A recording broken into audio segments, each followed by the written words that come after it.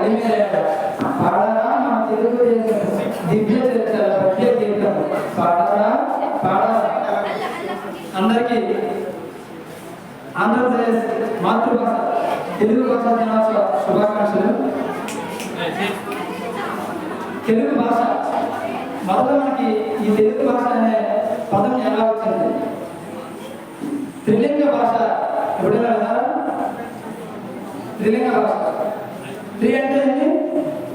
తృతీయ. మూడు. త్రిలింగ అంటే మూడు లింగాలు. శైవ క్షేత్రాలైన కాళేశ్వరం, శ్రీశైలం, భీమేశ్వరం ఈ మూడు క్షేత్రాలలో ప్రజలు మాట్లాడే భాష త్రిలింగ భాష. ఆ త్రిలింగ భాషనే తర్వాత మన తెలుగు భాషగా మారింది.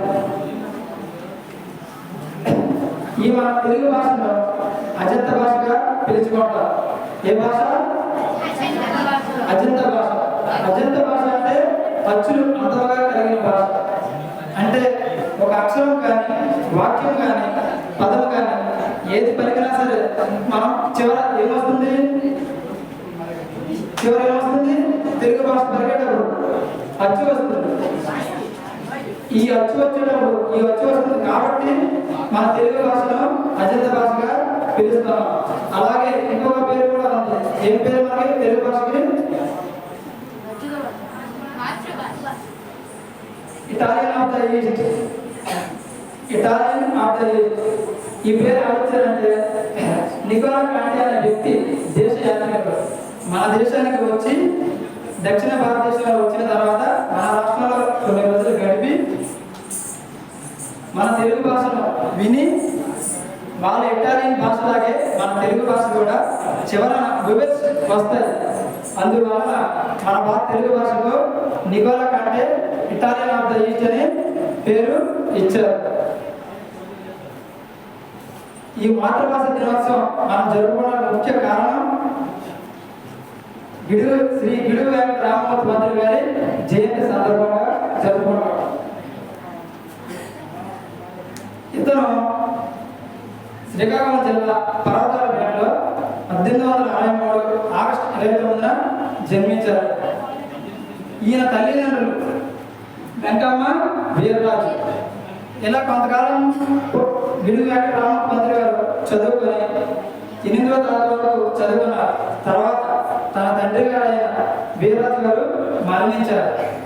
మరణించిన తర్వాత విశాఖపట్నంలో తన మేనమామ ఇంటి వద్ద ఈయన చదువుకున్నారు. 10వ తరగతి పూర్తి చేసి ఆ తర్వాత కొంతకాలానికి ప్రైవేట్ ఉపాధ్యాయునిగా పనిచేశారు. ఇతను మన వెంకటరామమూర్తి మంత్రి గారు చదువుకునేటప్పుడే అంటే పాఠశాలలోనే పుస్తకాలు ఎక్కువగా చదివేవారు. కొత్త విషయాలపై ఎక్కువ ఆసక్తి ఉండేది.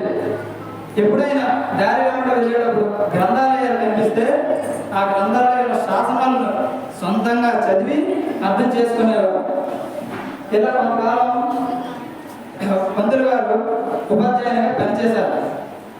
తర్వాత విద్యార్థులకు బోధన మాధ్యమం ఏ విధంగా ఉంది, ప్రజల యొక్క మాటలు ఏ విధంగా ఉంది? గ్రాంధిక భాష. ఏ భాష? గ్రాంధిక భాషగా ఉండేది.